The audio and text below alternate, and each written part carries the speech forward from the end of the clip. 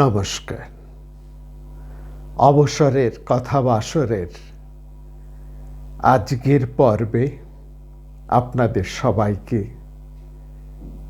সানন্দ স্বাগত। আজকের দিনটি একটু লক্ষ্য করুন, 24/6/24, অর্থাৎ 2024 সালের ঠিক মাঝখানে যেন আমরা দাঁড়িয়ে আছি। 6টি মাস অতিক্রান্ত আর মাত্র 6টি মাস বাকি। আর বিশেষ করে লক্ষ্য করুন, এই 2024-এর আমরা অনেকটা সময়, অনেক মাস দক্ষিণ ভারতের বিভিন্ন শহরে, বিভিন্ন শৈল শহরে, বিভিন্ন প্রান্তে অনেক মানুষের সঙ্গে, অনেক প্রতিষ্ঠানে, অনেক অনুষ্ঠানে একটা খুব ব্যস্ততার মধ্যে দিয়ে, একটা আনন্দময় মুহূর্তের মধ্যে দিয়ে আমরা অতিক্রান্ত করে চলেছি। খুব দ্রুত 4টি মাস কেটে গেল। এই 4টি মাস সত্যি কত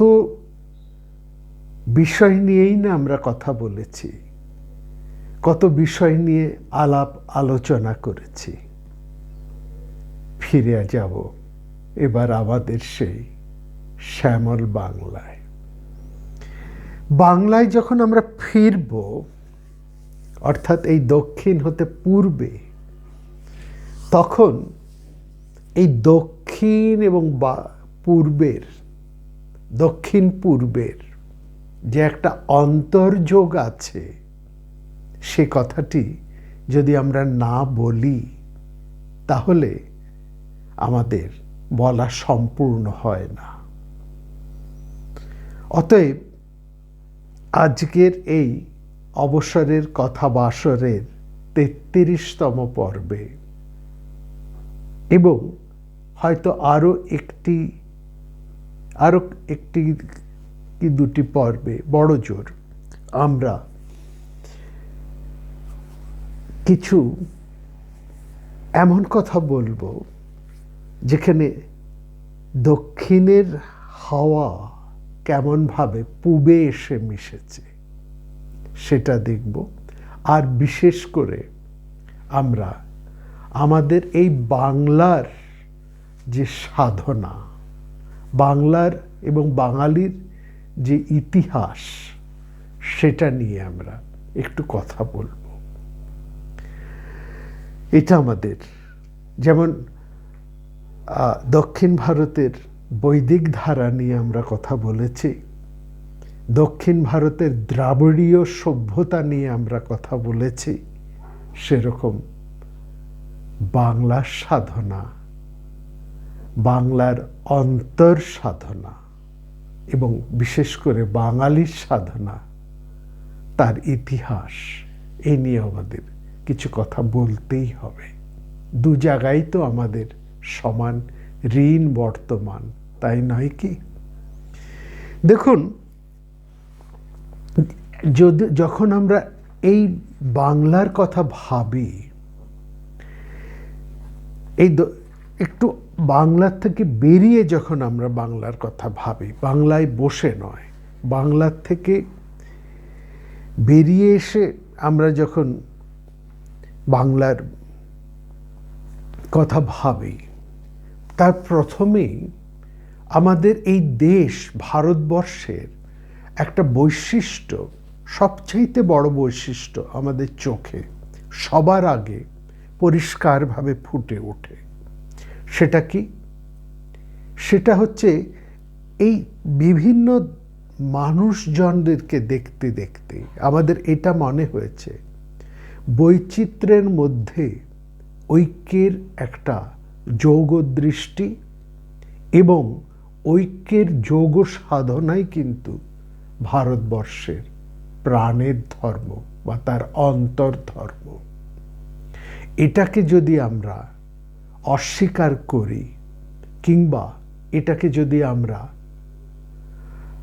এই শক্তিকে যদি আমরা ব্যাহত করি, তাহলে ভারতবর্ষ বাঁচে না। ভারতবর্ষ ধর্ম একটা ঐক্যের ধর্ম, একটা ঐক্যের যোগ দৃষ্টির ধর্ম। এটা আমাদেরকে কিন্তু মানতেই হবে, স্বীকার করতেই হবে। আর এটা আমরা স্বীকার করার কে? যুগে যুগে বড় বড় মানুষেরা, মহামানবেরা, তারা এটাকে অন্তর দিয়ে অনুভব করেছেন এবং সেই দীক্ষায় আমাদের দীক্ষিত করেছেন। আমরা যদি এখন জোর করে উল্টো পথে হাঁটার চেষ্টা করি, অন্য কথা বলার বা অন্য কোনোভাবে এটাকে ব্যাখ্যা করার চেষ্টা করি, সেটা হবে আমাদের ভুল চলা, ভুল বলা, বা জোর করে ভুলকে প্রতিষ্ঠিত করার একটা মিথ্যা প্রয়াস। সেই জায়গাতে বিশেষ করে আমরা যদি দেখি, রবীন্দ্রনাথ কি চমৎকার করে এক জায়গায় বলছেন বিরোধের মধ্যে যে যোগের সাধনা, এই সাধনা ভারতবর্ষের অন্তর সাধনা, এবং সেটাই ভারতবর্ষের সমস্ত সাধকদের ভারত পন্থ, এবং এই সাধনায় সিদ্ধ সমস্ত ভারত পথিকেরাই ভারতবর্ষের মহাপুরুষ বলে গণ্য হয়েছেন। খুব দামি কথা। আর তারপরে তিনি বলছেন, বিনাতে সরু মোটা চড়া খাদ, নানা সুরের বহু তার রয়েছে, তার মধ্যে কোনো একটাকে বাদ দিলে চলে না। বীণার মধ্যে লক্ষ্য করলে কোনোটা সরু, কোনোটা মোটা, কোনোটা চড়ান, এরকম নানা খাদের সেখানে তার রয়েছে, তার একটাকেও বাদ দিলে চলে না। কলারসিকের হাতে সব তারের সব সুর মিলিয়েই পরিপূর্ণ সঙ্গীত বীণায় বাজে। ভারতবর্ষ সেরকম একটা বহুতন্ত্রী বীণা। এখানে নানা সাধনার সমন্বয় একটা পরিপূর্ণ সমবেত সঙ্গীত জাগিয়ে তোলাই হলো ভারতবর্ষের অন্তর সাধনা। ভারতবর্ষের সমস্ত মহাপুরুষরাই সেই সাধনাই করে গিয়েছেন, এবং সেই মন্ত্রেই তারা আপামর ভারতবর্ষকে দীক্ষিত করে গেছেন।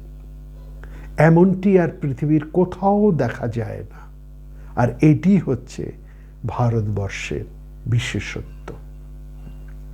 এই ভারতবর্ষের বিশেষত্বই আমাদের বাংলার মধ্যে, আমাদের এই বাংলাদেশে কি অপূর্বভাবেই না ধরা পড়েছে।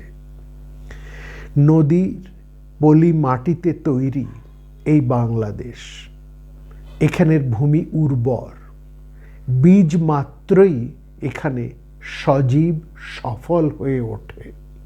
তাই এখানে দেবধর্ম নয়, প্রাণধর্ম অত্যন্ত গুরুত্বপূর্ণ, এবং তার একটা বিশেষ দাবি এখানে রয়েছে।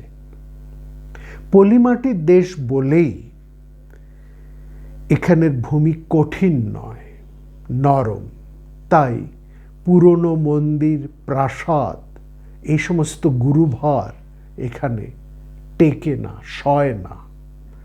সেই সব গুরুভার এখানে স্থাপন করলেও ধীরে ধীরে তা তলিয়ে যায়। বাংলাদেশে লক্ষ্য করবেন, সেই জন্য খুব বেশি তীর্থ নেই। পুরাতনের ঐশ্বর্য এখানে তার খুবই কম, কিন্তু বিধাতার আশীর্বাদে বাংলাদেশ পুরাতনের ভার হতে মুক্ত। এটা বুঝবার, এটা ভীষণ দামি একটা জিনিস। বাংলাদেশ বিধাতার আশীর্বাদে পুরাতনের ভার হতে মুক্ত। এখানে কোনো প্রাচীনত্বের, জড়ত্বের, কোনো মতান্ধতার ভার নেই। জীবন সাধনার দায় বিধাতা তাকে বেশি করে দিয়েছেন। এখানে যেহেতু এটি পলিমাটির দেশ, যেহেতু উর্বর দেশ, এখানে প্রাণ বা প্রাণ শক্তি ব্যর্থ হয় না।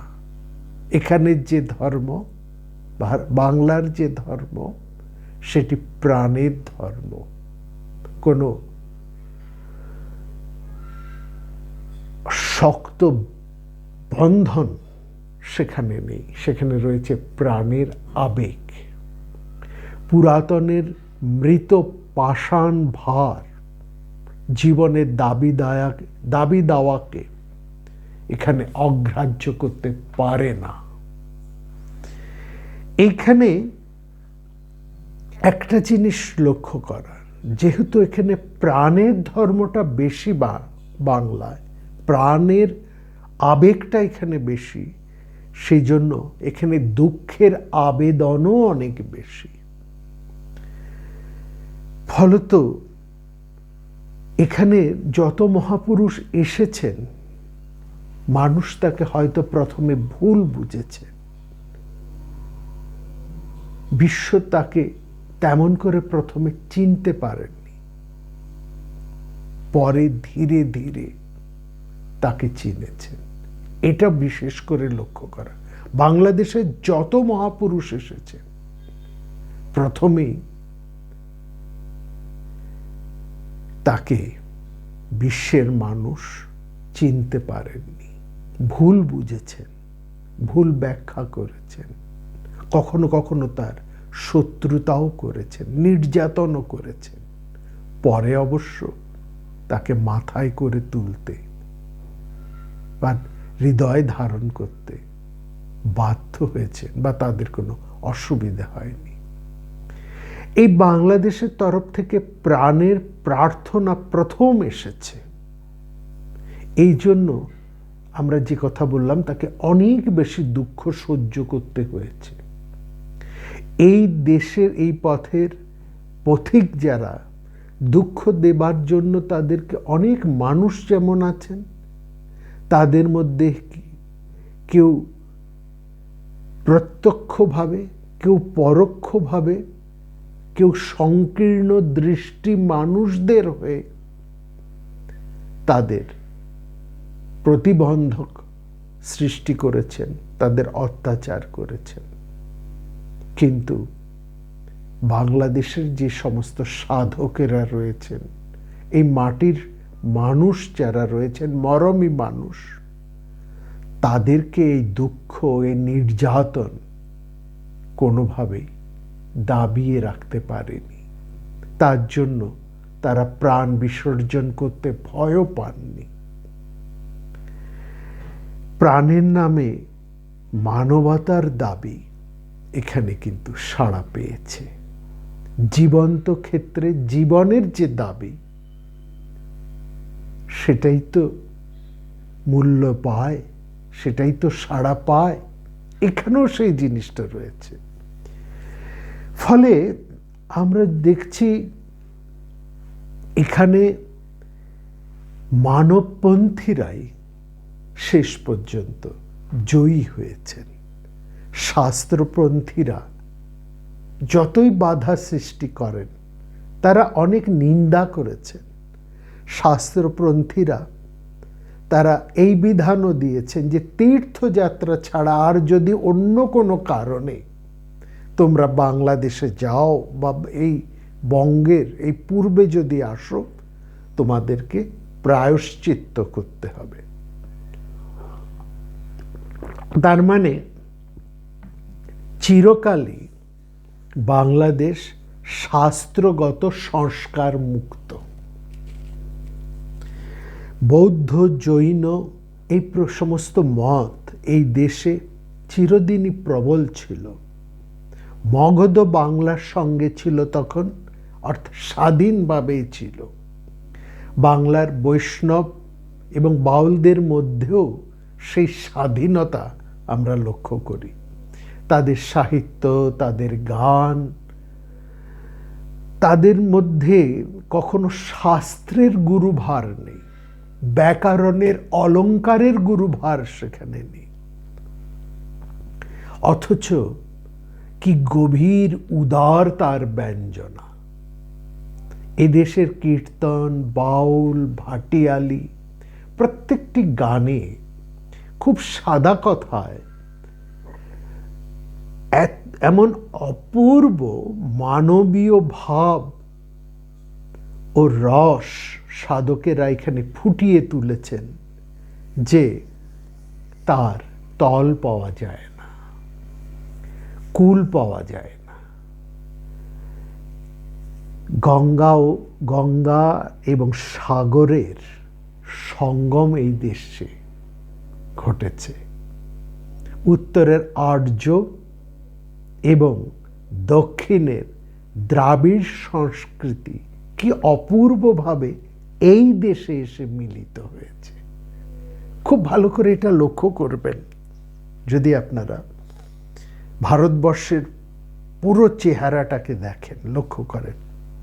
অতীতের ভারতবর্ষ বা পরবর্তীকালের ভারতবর্ষ, অতীতের ভারতবর্ষের রাজনৈতিক মানচিত্রটা বা তার পরবর্তী বা এখনকার যে ভারতবর্ষের রাজনৈতিক মানচিত্র, তার দিকে যদি আপনারা তাকান, ভালো করে লক্ষ্য করুন, দেখবেন ভারতবর্ষকে মোটামুটি দুটো ভাগে ভাগ করা যায়। হিমালয়ের ওই অঞ্চল থেকে মধ্য ভারত পর্যন্ত আর্য সংস্কৃতির একটা বিপুল, সেখানে বিপুলতাকে আমরা লক্ষ্য করি। আর ঠিক তার নিচে অর্থাৎ বিন্ধ্যাচল থেকে আরম্ভ করে সমগ্র দক্ষিণ ভারত, সেখানে রয়েছে দ্রাবিড় সভ্যতা এবং এটা অত্যন্ত প্রাচীন সভ্যতা। এই দুটো সভ্যতা ভারতবর্ষের মধ্যে একেবারে প্রথম থেকে বর্তমান দুটি পাশাপাশি রয়েছে। একটি দ্রাবিড় সভ্যতা, যেটা ভারতবর্ষের আদিম সভ্যতা, যার মধ্যে নাগ সভ্যতা, অসুর সভ্যতা, রাক্ষস সভ্যতা, যক্ষ সভ্যতা, এইসব সমস্ত সভ্যতাগুলো রয়েছে। আর অন্যদিকে রয়েছে আর্য সভ্যতা। আর্যরা এসেছেন, তারা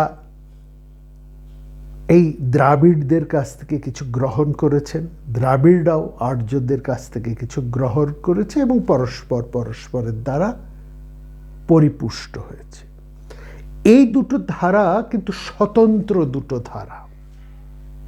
একমাত্র পূর্ব ভারতে যদি আপনারা আসেন, বিশেষ করে এই বাংলার অঞ্চলে, সেইখানে দেখবেন এই উত্তরের আর্য এবং দক্ষিণের এই দ্রাবিড় সংস্কৃতি মিলিত হয়েছে এখানে, এবং এইটি সেখানে মিলিত হয়ে বাংলায় এক নতুন ধরনের সাধন ক্ষেত্র রচিত হয়েছে। এটা হয়েছে এই বাংলার বৈশিষ্ট্য। এই দেশ, তার মানে এই বাংলাদেশ আসলে হচ্ছে মিলনের একটা ক্ষেত্র। যে এখানে যেমন ধ্যান যোগের সময় রয়েছে, যেমন দিন আর রাত মেলে, রাত কেটে প্রভাত হয়, রাত ফুরিয়ে প্রভাত, আবার দিন ফুরিয়ে সন্ধ্যা নামে, এ রাত আসে। এই যে দুটো মিলনের সময়, দুটি সন্ধ্যা, প্রভাত এবং প্রভাত সন্ধ্যা এবং রাত্রির সন্ধ্যায় যে দুটি সন্ধ্যা অর্থাৎ দুটি মিলন, এই রকম মিলন তীর্থ রয়েছে এই বাংলা, অর্থাৎ ধ্যানের এবং যোগের। এখানে তপস্যার একটা প্রতীক্ষা রয়েছে। এখানে কোনো লঘুতা নেই, কোনো চপলতা নেই, কোনো চঞ্চলতা নেই। আমরা আজকে যে আলোচনা করছি বা যে 2-3টি পর্ব ধরে যে আলোচনা করছি, এটি তার প্রাক কথন। একটু মনোযোগ দিয়ে বোঝার চেষ্টা করুন আমরা কি বলতে চাইছি। এই বাংলার উপযুক্ত সাধনা হচ্ছে ভূর্ভুবস্ব, অর্থাৎ স্বর্গ, মর্ত, অন্তরিক্ষ, বিশ্ব চরাচরে বিস্তৃত হোক আমাদের ধ্যান। ফলত এখানে এই বাংলাদেশে বা এই পূর্ব ভারতের অধিকাংশ জায়গায়, মূল জায়গায় কোনো শাস্ত্রগত বা সাম্প্রদায়িক কোনো সংকীর্ণতা এখানে দেখতে পাওয়া যায় না, যেটি অন্য কোথাও আছে। এই যেমন শাস্ত্রের একটা কাঠিন্য রয়েছে উত্তরে কিংবা দক্ষিণে, যেমন রয়েছে সাম্প্রদায়িকতার একটা কাঠিন্য উত্তরে এবং দক্ষিণে, এই বাংলাতে কিন্তু সেটা নেই। বাংলাদেশের এই যে উদার একটা বিস্তৃতি, সেটা আমরা তার সঙ্গীতে, সাহিত্যে, সাধনার মধ্যেও আমরা সেটা বিশেষভাবে লক্ষ্য করি।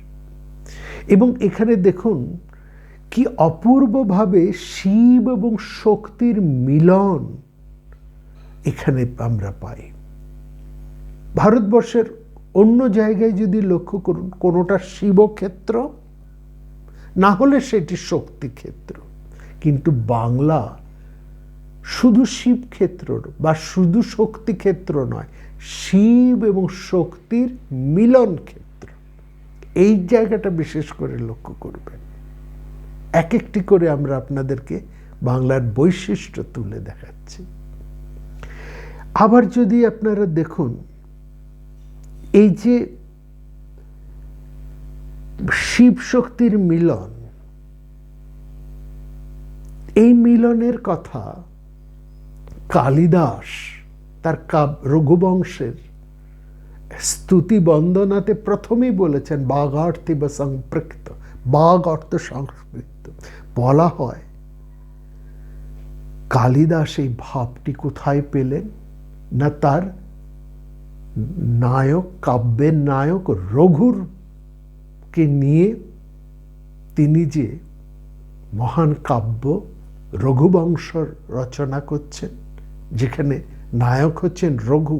রঘুবংশের নায়ক রামচন্দ্র নন, রঘুবংশের নায়ক হচ্ছেন রামচন্দ্রের আদি পিতা, সেই বংশের আদি পুরুষ রঘু।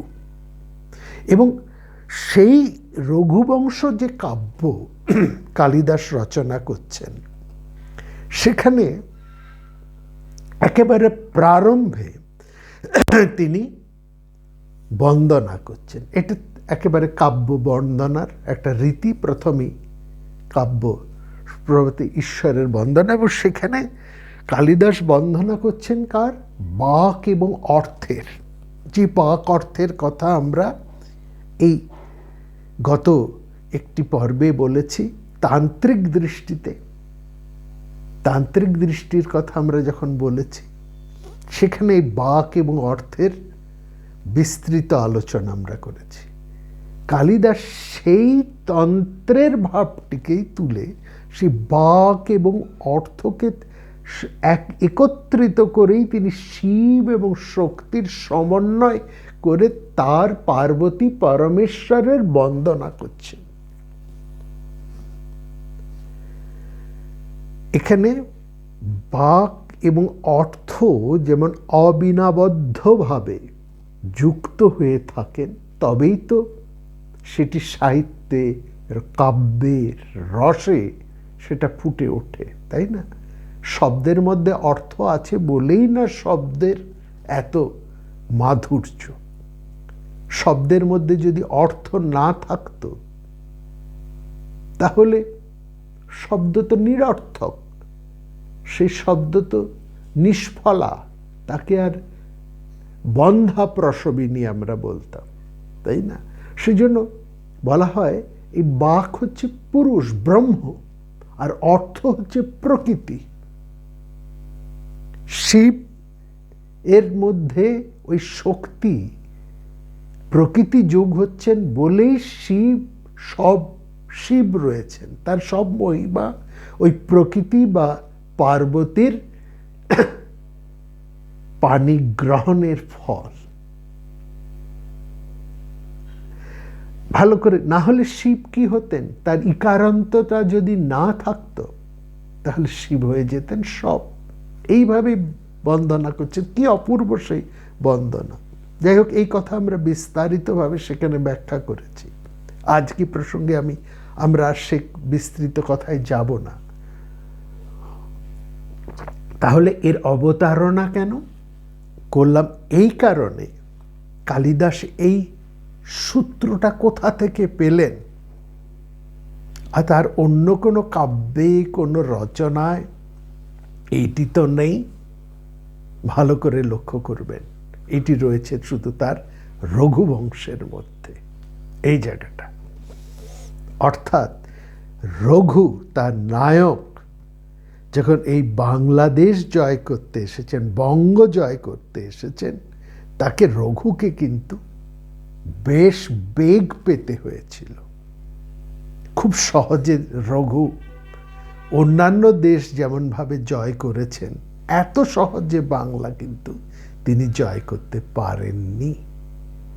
আর এখানে যখন রঘু জয় করছেন, তখন রঘুর চরিত বর্ণনাকারী সেই মহাকবি কালিদাস কেবল যুদ্ধক্ষেত্রের সেই বর্ণনা বা তার মধ্যেই তার দৃষ্টি আবদ্ধ নয়। মহাকবির দৃষ্টি যেমন কেবলমাত্র একটি বিষয়ের মধ্যেই আবদ্ধ থাকে না, একটি বিষয়কে কেন্দ্র করে তার চারিপার্শ্বিক সকল বিষয়ের মধ্যেই তার দৃষ্টি নিহিত হয়, তার স্ফুরণ ঘটে বলেই তো তিনি মহাকবি। নাহলে তো তিনি শুধুমাত্র কবি বা শুধুমাত্র ইতিহাস বা পুরাণকার, ইতিহাসকার এই বলেই পরিচিত হতেন। কালিদাস তো তা নন, তিনি মহাকবি। সুতরাং রঘু যখন এই দেশ জয় করতে আসছেন, কালিদাস তখন এই বাংলাদেশের রূপ, রস, বর্ণ, গন্ধ, তার ভাব, সব কিছুকেই কিন্তু ভালো করে নিরীক্ষণ করছেন। এবং এটা তিনি করতে পারেন বলেই তিনি মহাকবি। এবং সেখানেই তিনি লক্ষ্য করেছেন এই বাংলাদেশের প্রাণের ধর্মকে। এখানে এসেই তিনি সেই তান্ত্রিক বা তন্ত্র, বাংলাদেশ শক্তিপীঠ তন্ত্র সাধনার ক্ষেত্র, এইখানকার এই তন্ত্র দৃষ্টি তিনি যেমন লাভ করেছেন, এইখানকার প্রাণের যোগটিকেও তিনি লক্ষ্য করেছেন। ফলত এই রঘুবংশ কাব্যে তিনি সে বাক এবং অর্থাৎ যে কথা আমরা বলেছি, ভারতবর্ষের আর কোথাও এই শিব শক্তির সম্মেলনটির কালিদাস লক্ষ্য করেননি, খুঁজে পাননি। এই শিব শক্তির মিলন বা সম্মেলন, সেটি তিনি বিশেষ করে লক্ষ্য করেছেন এই বাংলাদেশে। এবং সে কারণেই তার এই রঘুবংশের, তার নায়কের এই গুণবর্ণনার কাব্যগ্রন্থে, জীবন বর্ণনার কাব্যগ্রন্থের প্রথমেই তিনি এই দেশের রসে এবং ভাবে জারিত হয়ে তিনি শিবশক্তির বন্দনা করেছেন। এইটি বিশেষ করে লক্ষ্য করবার। আসলে এখানে যে প্রেম ভক্তির প্রসাদ বাংলার রসমন্দির হতে পরিবেশিত হয়ে চলেছে, তার তুলনা নেই। কত ফুলের মধু আহরণ করে এখানকার উপাসকেরা এই অসাধ্য সাধন করেছেন। শুধু ভাবের রসশালা নয়, রসবতী বা পাকশালাতেও বাংলাদেশ কিন্তু অনন্য। লক্ষ্য করবেন ভারতবর্ষের সে প্রাচীন সময় থেকে যখন তাদের আলাদা আলাদা করে এই খাদ্য রসনার নিজস্বতা তৈরি হচ্ছে, সেটিও এক রৈখিক। কিন্তু বাংলাদেশে যে খাদ্য রসনা তো প্রথম থেকে আছে, সেখানেও দেখবেন একটা সম্মেলন রয়েছে। একটু বুঝিয়ে বলি, বাংলাদেশের নানা শাক সবজি মিলিয়ে অপূর্ব সমস্ত ব্যঞ্জন রান্না হয়, সেটা ভারতবর্ষের অন্য কোনো প্রদেশে খুঁজে পাবেন না। যেমন যদি মনে করুন সেখানে বেগুনের তরকারি রান্না হয়, তো শুধুই সেখানে বেগুন। শুধু যদি কুমড়োর তরকারি হয় তো শুধু কুমড়োরই তরকারি। যদি আলুর তরকারি হয় তো শুধুই আলুর তরকারি।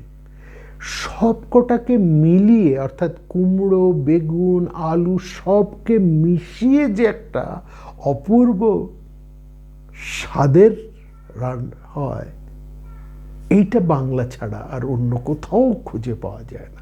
বাংলাতেই লাবড়া আছে, বাংলাতেই ছেঁচড়া আছে।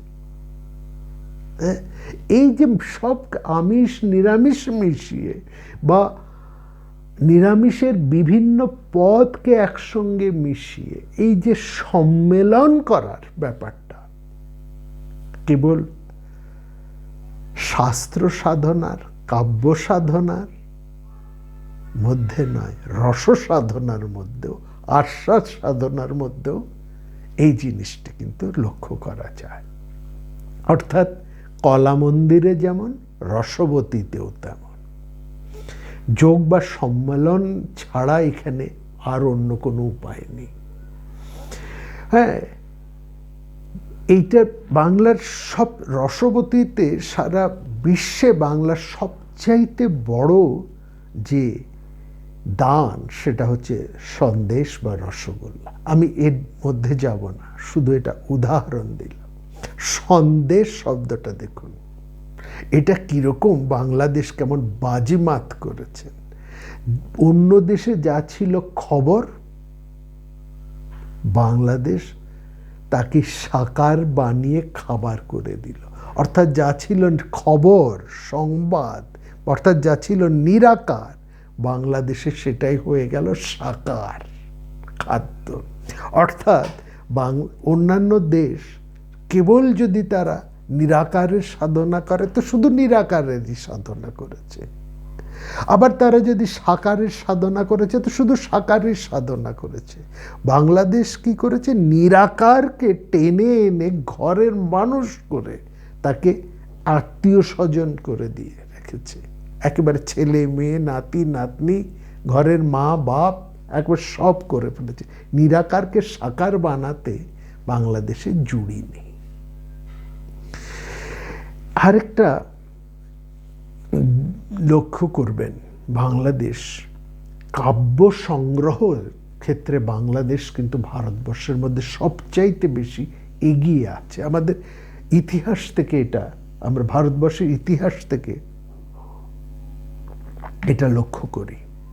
বাণী সংগ্রহ, হ্যাঁ, কবীন্দ্র বচন সমুচ্চয়, কবীন্দ্র বচন সমুচ্চয় নামে একটি গ্রন্থ 1000 খ্রিস্টাব্দের কাছাকাছি লেখা, যেখানে ভারতবর্ষের আর কোথাও এরকম সংগ্রহ, কাব্য সংগ্রহ পাওয়া যায় না।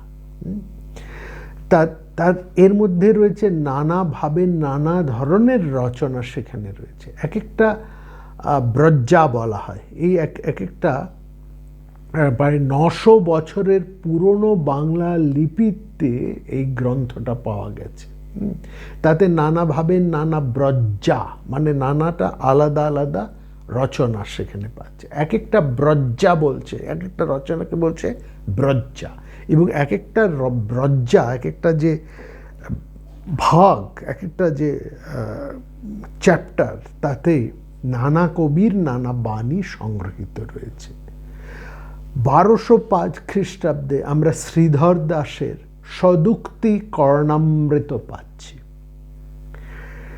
কাশ্মীরের জলহন কবির সুভাষিত মুক্তাবলী যে সংগ্রহ পাওয়া যায়, সেটা এসেছে বাংলার এই শ্রীধর দাসের সদুক্তি কর্ণামৃতর 42 বছর পর, অর্থাৎ 1247 খ্রিস্টাব্দে। সারংধর পদ্ধতিতে সংগ্রহ হয় 1363-তে, আরো কত পরে। বল্লভদেবের সুভাষিত বলি 15 শতকের, সুভাষিত বলি আরো পরের। এরপরে ভারতবর্ষের নানা স্থানে আরো অনেক কাব্য পুষ্পাঞ্জলি পাওয়া যায়, কিন্তু নানা কবির রচনা সংগ্রহ, অর্থাৎ সেই সম্মেলন, একটা সংকলন যেটাকে বলি, সে এই ক্ষেত্রে বাংলাদেশই হচ্ছে কিন্তু পথপ্রদর্শক। চৈতন্য যুগে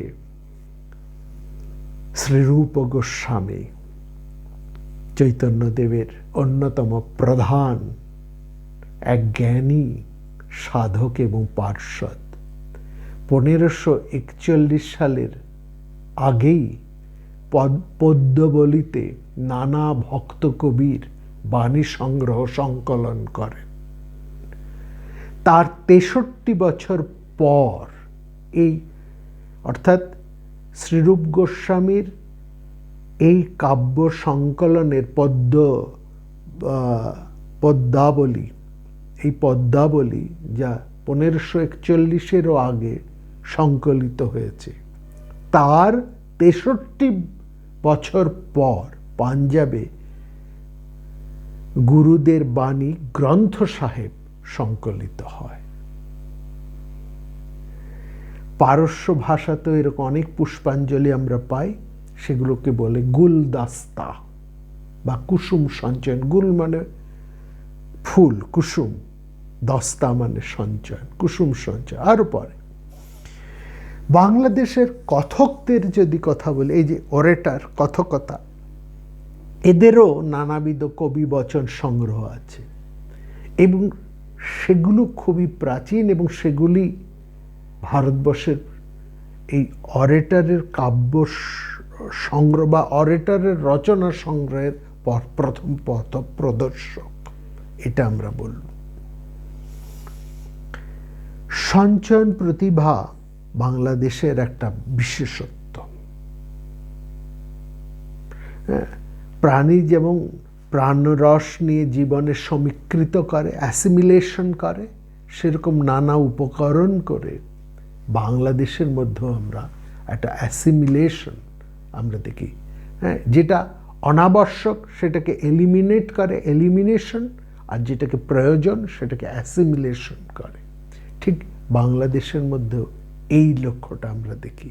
তার ফলে পুরনো শাস্ত্র, একটা গোড়ামি, একটা বদ্ধ ধারণা, এই সমস্ত কিছু থেকে, প্রাচীনত্বের জড়ভার থেকে বাংলাদেশ কিন্তু মুক্ত। বাংলাদেশ তাকে এলিমিনেশন করেছে। অথচ যা কিছু জীবন্ত উপকরণ, যেগুলো প্রাণের উপকরণ, সেগুলোকে বাংলা অ্যাসিমিলেশন করেছে। এইটা হচ্ছে বাংলাদেশের বৈশিষ্ট্য। অর্থাৎ বিশ্ববিধাতার এটাই যেন একটা অভিপ্রায়, এই জায়গায়, এই দেশে, এই মাটিতে সমস্ত তীর্থর, সব সাধনার মিলন ঘটবে, এইখানে রয়েছে। এরকম বাংলাদেশে অলংকার, বাংলাদেশের যে সমস্ত, যদি আপনারা কোনো মূর্তি, মন্দির, এগুলোকে লক্ষ্য করেন, হ্যাঁ, কতগুলো মূর্তি, তার দুটো ভাগ আছে। একটা হচ্ছে কীর্তিমুখ, সেখানে বহু অলংকারের বিপুলতর ভার আছে। আর কতগুলো আছে ছত্রমুখ, কীর্তিমুখ আর ছত্রমুখ। কীর্তিমুখের মধ্যে অলংকারের বিপুলতা রয়েছে, একটা বিপুল ভারত্ব রয়েছে। আর রয়েছে আরেক ধরনের মন্দির, আরেক ধরনের মূর্তি, সেগুলোকে বলা হয় ছত্রমুখ। এই ছত্রমুখগুলো খুব সাধারণ, সাদাসিধে। সেখানে সাধারণ, খুব অলংকারের বাহুল্য নেই, কিন্তু ব্যঞ্জনা সেখানে ব্যঞ্জনার শেষ নেই। উত্তরবঙ্গের বা পূর্ববঙ্গের থেকে যে এই ধরনের অনেক ছত্রমুখ মূর্তি আপনারা দেখবেন আশুতোষ মিউজিয়ামে, কলকাতা বিশ্ববিদ্যালয়ের যে মিউজিয়াম সেখানে রয়েছে, আমাদের ভারতীয় জাদুবিদ্যা রয়েছে, এরকম অনেক জায়গায়, বঙ্গীয় সাহিত্য পরিষদের মধ্যেও আছে। সেই জায়গায় গিয়ে দেখবেন এই ছত্রমুখের যে সেখানে সংগ্রহ, সেটা দেখলে বিস্মিত হতে হয়। এই ছত্রমুখগুলোই হচ্ছে বাংলাদেশের আসল শিল্প সাধনা। এগুলো হচ্ছে তার নিজস্ব তপস্যা। কীর্তিমুখগুলো বাংলাদেশের অন্যান্য প্রদেশের একটা প্রভাব আছে। হ্যাঁ, আবার দেখবেন বাংলাদেশের যে সংস্কৃত রচনা, যে গৌড়ীয় রীতি, সেখানে শব্দ অলঙ্কারের একটা গুরুভার আছে। সেখানে বাংলাদেশ অন্য দেশের একটা ভাবকে গ্রহণ করে সেটা রচনা করেছে। কিন্তু বাংলাদেশের যে নিজস্বতা, তার যে বাউল কীর্তন, তার যে নিজস্ব সাহিত্য, তার যে নিজস্ব গান, সেখানে সুকুমার্য রয়েছে, সেখানে রয়েছে সূক্ষ্মতাবোধ। কার্পাস তো ভারতবর্ষে নানা জায়গায় আছে, হয় কার্পাস, কিন্তু এখানকার মসলিন, বাংলাদেশের মসলিনের মতন এত সূক্ষ্ম আর কোন প্রদেশ, কোন দেশ তৈরি করতে পেরেছে, কোন দেশ কোন প্রদেশ তৈরি করতে পেরেছে? এখানকার মানে সুকোমল হাতের যে স্পর্শ, এই সুতো এত সূক্ষ্ম যে একটু কঠিন স্পর্শ সেখানে সয় না। সুতরাং সুকুমার কলার উপযুক্ত দরদি পরশ এই বাংলায় রয়েছে। যে দরদি হাতে মসলিন সুতোর সৃষ্টি, সেই হাতে বাংলার বহু সুকুমার শিল্প গড়ে উঠেছে। আমরা কথায় কথায় বলি গুড়ের সাথে গৌড়ের একটা সম্পর্কের কথা, আগেও বলেছি। এইটা হলো শব্দশাস্ত্রের কথা, কিন্তু এর মধ্যে লক্ষ্য করার মাধুর্যটা, নিরস শুষ্ক পথ এই দেশের নয়। জলপথের পথিক আমরা, শুষ্ক ধুলোর পথে আমরা চলতে পারি না। সেজন্য আমাদের পথ একটা সরস জীবন্ত জলধারা, অর্থাৎ সুজলা সুফলা জননীর সন্তান এই বাংলাদেশের মানুষেরা। সেই জন্য হয়তো তারা খুব ভালো সওদাগর হয়নি, খুব ভালো ব্যবসায়ী তেমন হয়ে উঠতে পারেনি, কিন্তু এই দেশ বিস্তৃত বলে, উচ্চ নিচ নয় বলে তার দৃষ্টি উদার। এই দেশ সমতল, সুতরাং উচ্চ নিচ ভেদ বুদ্ধি ধারণা এই দেশের নেই। এখানে সেই জন্যই আমরা দেখছি যে প্রথমেই যে কথা বলেছি, এই দেশ দেবভূমি নয়, এই দেশ হচ্ছে মানবের দেশ। বাঙালি মানুষকেই জানে, দেবতাকেও সেই জন্য সে ঘরের মানুষ করে নিয়েছে। বাংলার শিব দুর্গা বাঙালির তার ৮ পৌরের জীবন, গঙ্গা গৌরীর কোন্দলে, শিব দুর্গার কলহে আমাদের ঘরের ছবি আমরা নিত্য পাই। ভালো মন্দ সব নিয়েই শিব আমাদের আপন ঘরের মানুষ। বাঙালির রাম তো বাল্মীকির রাম নয়। আমরা রামকে নবদুর্বাস শ্যামলস করে তুলেছি। তার মধ্যে কোনো কাঠিন্যের, শস্ত্রধারীর রূপ আমরা দেখতে চাইনি। তাকে আমরা বিরহী করেছি। বিরহী রাম শ্যামল সুন্দর। এই দেশে কৃষ্ণ শাস্ত্রীয় কৃষ্ণ নন। এই দেশের কৃষ্ণ আমাদের জীবন দেবতা। দেবতাকে প্রেমের জন বলে আমরা দেখেছি। রবীন্দ্রনাথ কি অপূর্বভাবে তার বৈষ্ণব কবিতায় এই কৃষ্ণ প্রেম বা এই বৈষ্ণবীয় ধারণাকে তুলেছেন, এবং সেখানে তিনি কি অপূর্বভাবে এই বক্তব্যকে, যে কথাগুলো আমরা বলছি, কৃষ্ণকে আমরা কিভাবে নিয়েছি, কিভাবে বৈষ্ণবীয় দৃষ্টি এই বাংলায় ধরা পড়েছে, সেটি তার বৈষ্ণব কবিতার মধ্যে অপূর্বভাবে তিনি তুলে ধরেছেন। সেই কবিতাটির কিছু অংশ আমাদের অবশ্যই শুনতে হবে, এইটি না বলে আমি পারবো না। বলছেন, প্রত্যেকটি শব্দ আপনারা মন দিয়ে লক্ষ্য করুন। শুধু বৈকুণ্ঠের তরে বৈষ্ণবের গান,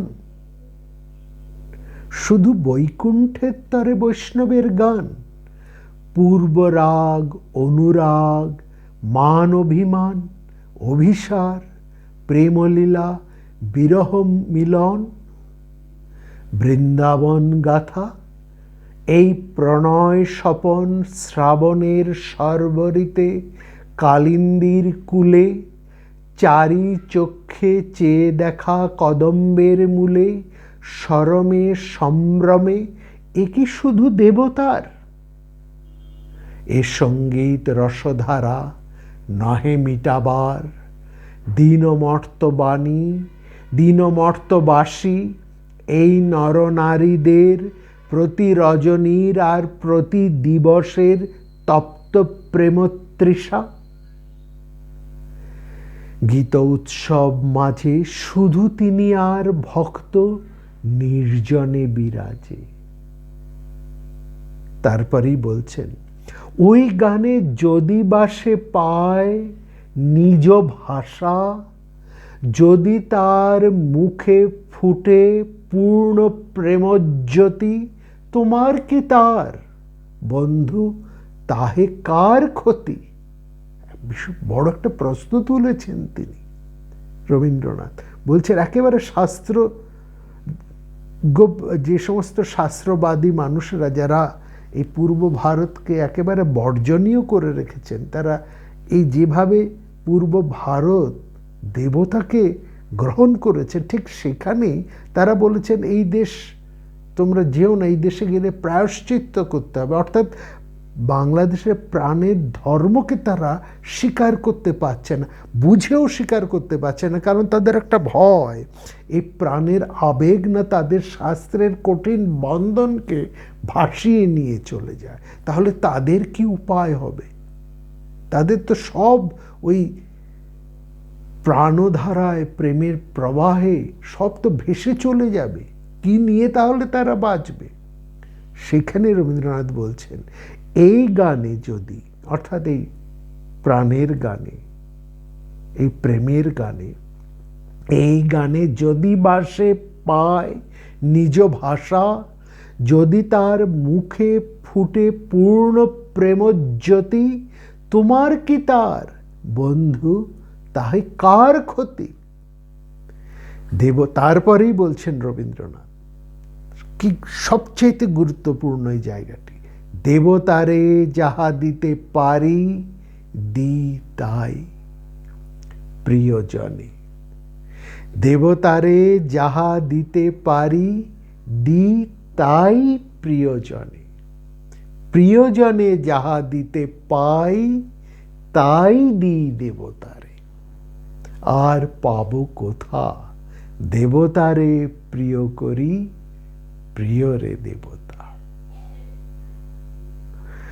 তুমি মিছে ধরো দোষ, সে সাধু পণ্ডিত মিছে করিতেছ রোষ, যার ধন তিনি ওই অপার সন্তোষে, অসীম স্নেহের হাসি হাসিছেন বসে।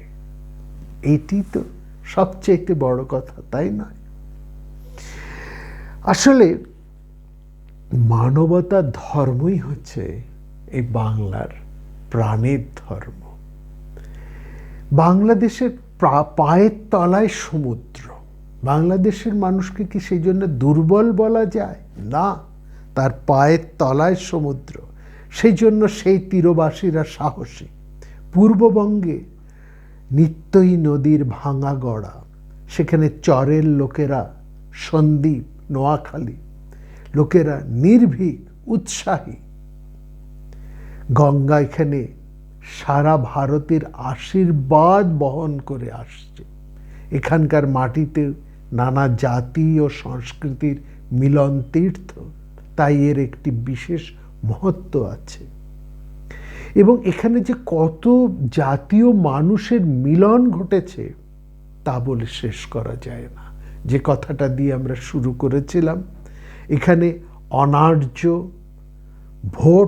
ভোট মানে তিব্বতী, কিরাত প্রভৃতি মঙ্গোলিয়ান জাতি এসেছে, তাদের রক্ত মিশেছে এই বাংলায়।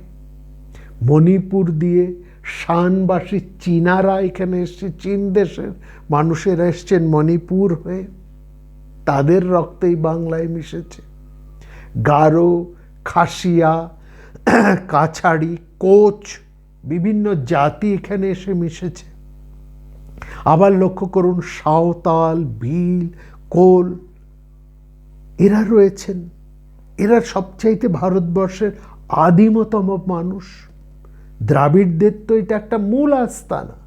হ্যাঁ, বহু মানব জাতির মিলন ভূমি সম্বন্ধে, মানবতা তত্ত্ব সম্বন্ধে বাঙালিরা এই জন্য এতটা সচেতন।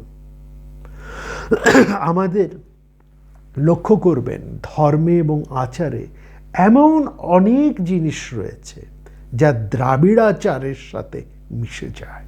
আমি এটা ভালো করে এখানে এসে লক্ষ্য করেছি। এই জন্য এই দ্রাবিড় সভ্যতা নিয়ে যখন আমি আলোচনা করেছি আমরা এই বিভিন্ন কথাবাসরের পর্বে, সেই সঙ্গে আমরা লক্ষ্য করেছি এই আচারগুলো এখানে যেমন ভারতবর্ষে আর অন্য কোথাও নেই, আমাদের বাংলাদেশে আছে।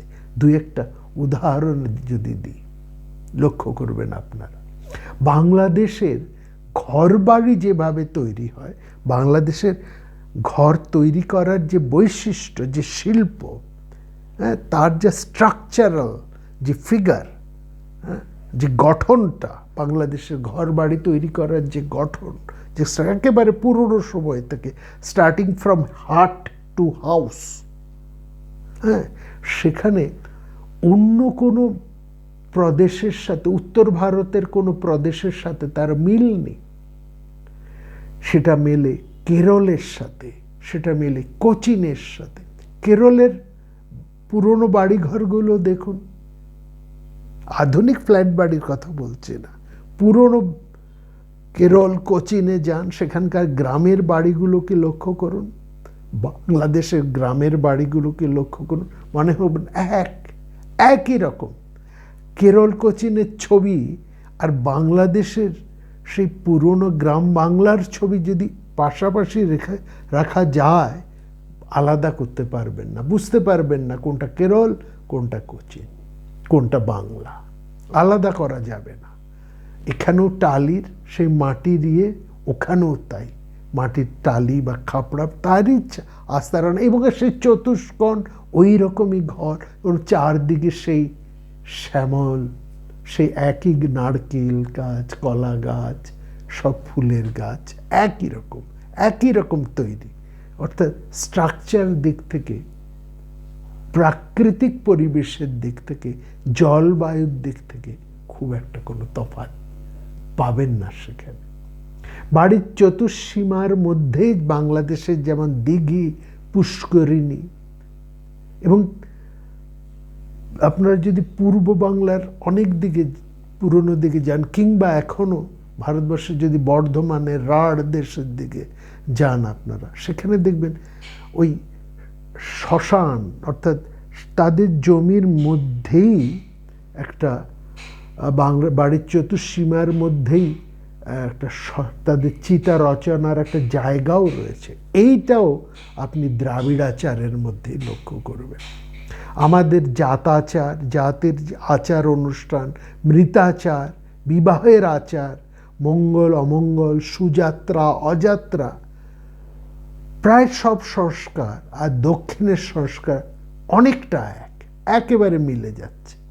তাদের মতন আমাদের উঠোনের মধ্যেও আমরা আগে অস্থায়ী ওই আঁতুড় ঘর তৈরি হতো। আমাদের যেমন আঁতুড় ঘরটা মূল ঘরের থেকে বাইরে একটা ওই ঘরের মানে উঠোনের একটা পাশে করা হতো, ঢেঁকিরশালার পাশে বা এরকম একটা কোনো রান্নাঘরের একটা পাশে আঁতুড় ঘর তৈরি করা হতো একটু আলাদা করে। দক্ষিণ দ্রাবিড় সভ্যতার মধ্যেও তাই একই রকম তৈরি করা হয়। আমাদের সমস্ত ঋতুতে ঋতুতে মেয়েদের যে আচার অনুষ্ঠান এবং ঋতুকালে মেয়েদের যে ঋতুকাল, সেই ঋতুকালে মেয়েরা যে নিয়ম পালন করে সেটাও তার সাথেও দ্রাবিড় রীতি আচার একরকম। এবং আরও লক্ষ্য করবেন এই বাংলায় এবং এই দক্ষিণে ধোপার মাধ্যমে কাপড় কাচানোর প্রথা রয়েছে, অর্থাৎ বাড়ির কাপড় জামা ধোপার হাতে দিয়ে কাচিয়ে শুদ্ধ করে আনা হয়। এটা পূর্ববঙ্গে অর্থাৎ এই পূর্ববঙ্গ পশ্চিমবঙ্গ মিলিয়ে বৃহৎ বাংলাদেশের আচার অনুষ্ঠানের মধ্যে এবং দক্ষিণ ভারতের মধ্যে একই রকম রয়েছে। বিয়ের আচার, বিবাহের আচার একই রকম, অনেকটা একরকম। কনের বাড়িতে বর বিবাহ যে তত্ত্ব পাঠায়, কলতলার বরকন্যার পুকুর গর্ত খুঁড়ে যে পুকুরে খেলে আংটি লুকিয়ে বা অন্য কিছুভাবে একটা কলতলায় বসে মাটি খুঁড়ে একটা পুকুরের মতন করে যে খেলা হয় স্ত্রী আচার, এটাও ওই দক্ষিণেও আছে, একই রকম এখানেও আছে। এই সবই হচ্ছে দক্ষিণী আচার। উত্তর ভারতের ফলিত জ্যোতিষ হচ্ছে বিংশোত্তরী আর বাংলাদেশে হচ্ছে অষ্টোত্তরী। এবং লক্ষ্য করবেন জাতকর্ম, বাংলাদেশে জাতকর্ম, অন্নপ্রাশন সব অনুষ্ঠানে মামার একটা অর্থাৎ মাতুলের একটা বিশেষ স্থান রয়েছে। মাতুলালয়ের অনেক কিছু করণীয় রয়েছে, মামার বাড়ির একটা বিরাট প্রভাব এখানে রয়েছে, গুরুত্ব রয়েছে। এবং এই বাংলাদেশের এই আচার আমরা দক্ষিণ ভারতেও একই রকম দেখি, সেখানেও মাতুলালয়ের একটা বিরাট গুরুত্ব রয়েছে। এবং অনেক এই আচার অনেকটাই দ্রাবিড়ীয় আচার সঙ্গে মিলে যাচ্ছে। নমরুদ্দীপ ব্রাহ্মণদের কেরালাচার আর বাংলাদেশের আচারের সঙ্গে এতটা মেলে, বলে অনেকে বলেন যে নমরুদ্দীপ ব্রাহ্মণেরা বোধহয় এই বাংলাদেশ থেকেই ওখানে গিয়েছে, এতটাই সেখানে মিল। এবং আচারনিষ্ঠ বেদ প্রবাহ মানে বেদ পরায়ণ ব্রাহ্মণ বাংলাদেশেও নেই, দ্রাবিড় অর্থাৎ দক্ষিণেও সেখানে নেই। ফলে বাংলাদেশের বিবাহের যে আচার অনুষ্ঠান তার মিল আমরা দ্রাবিড়ের যে আচার অনুষ্ঠান, বিবাহ, জাতকর্ম, মৃত অর্থাৎ পারলৌকিক কর্ম ইত্যাদি সব কিছুর সাথে একটা আমরা প্রভূত মিল দেখতে পারি। আর একটা জিনিস লক্ষ্য করবেন, উলুধ্বনি, যাকে পূর্ববঙ্গে বলা হয় জোকার, এই দেশে পশ্চিমবঙ্গে বলা হয় উলুধ্বনি। এই উলুধ্বনি বাংলা ছাড়া অন্য কোথাও শুনবেন না, কিন্তু যদি আপনারা দক্ষিণে নায়ার, কেরালার নায়ার এই সম্প্রদায়ের যান, তাদের মধ্যেই উলুধ্বনি আছে। তার নামকে তারা বলে কুড়ুয়া, আমরা বলি উলুধ্বনি বা জোকার, ওরা বলে কুড়ুয়া। বাংলাদেশের কীর্তনের যে তাল, সেই তালের সাথে দক্ষিণী যে তাল, সেই তালের একটা মিল আছে। আচার্য ভাতখণ্ডের যে রচনা, সঙ্গীত আচার্য ভাতখণ্ডে, তার রচনার যদি আপনারা দেখেন, এই বহু তথ্য সেখানে আপনারা পাবেন। বাংলাদেশের যে প্রচলিত ব্যাকরণ, তার উৎপত্তি দক্ষিণ ভারতে। পাণিনির ততটা চল বাংলাদেশে কিন্তু নেই, কম, পরে, অনেক পরে এসেছে। পাণিনির পণ্ডিতরা যে এই দেশে জন্মাননি তা নয়, পাণিনি শাস্ত্রের এখানে অনেক পণ্ডিত জন্মেছে বাংলাদেশে, সেখানে তার চর্চাও হয়েছে। আয়ুর্বেদ এবং রসশাস্ত্রে বাংলার সাথে কেরলার একটা অন্তর্যোগ রয়েছে। এখানে বাংলাদেশের যেমন আয়ুর্বেদ শাস্ত্র, রসশাস্ত্র রয়েছে, সেই শাস্ত্রের একটা সমান যোগ, সমান তাৎপর্য আমরা কেরলাতেও দেখি। আয়ুর্বেদের ধাতু চিকিৎসা প্রকরণ এই বাংলা থেকে কেরলাতে গিয়েছে। এরকম নানা জিনিস সেখানে রয়েছে। এইটা আমরা দেখালাম এখানে বাংলার সাথে দক্ষিণের যে একটা মিল, সেই ভাবটা, যেহেতু আমরা দীর্ঘদিন এখানে দ্রাবিড় সভ্যতা নিয়ে একটু পড়াশুনো করার সুযোগ পেয়েছি, চর্চা করার সুযোগ পেয়েছি, আলোচনা করা এবং শোনার সুযোগ পেয়েছি। এই দ্রাবিড় সভ্যতার আলোচনা যখন আমরা করেছি, তখন আমরা এটা সেই সঙ্গে সঙ্গে উপলব্ধি করেছি তার সাথে ভারতবর্ষের অন্য কোনো প্রদেশের মিল নেই যতটা মিল রয়েছে বাংলাদেশে। আর বাংলাদেশের কথাই যখন উঠল, বাংলার কথাই যখন এলো, তখন আমরা আগামী পর্বে বাংলার কিছু ইতিহাস নিয়ে আপনাদের কাছে আসব। যে দায় আমাদের এই দক্ষিণ ভারতের প্রতি ছিল, একই দায় তো আমাদের বাংলার প্রতিও তো রয়েছে। দক্ষিণ ভারতের দ্রাবিড় ইতিহাস নিয়ে আমরা যেমন কয়েকটি পর্বে তাদের কথা আপনাদের কাছে তুলে ধরেছি, তেমনি আগামী পর্বে বাংলার ইতিহাস নিয়ে, বাঙালির নিজস্ব ইতিহাসের কথা নিয়ে আপনাদের কাছে আসব। এই পর্বে দক্ষিণ পূর্ব ইতিহাসের যে অন্তর্যোগ, তার কথাই তুলে ধরলাম। সবাই খুব ভালো থাকবেন। দেখা হবে আগামী পর্বে।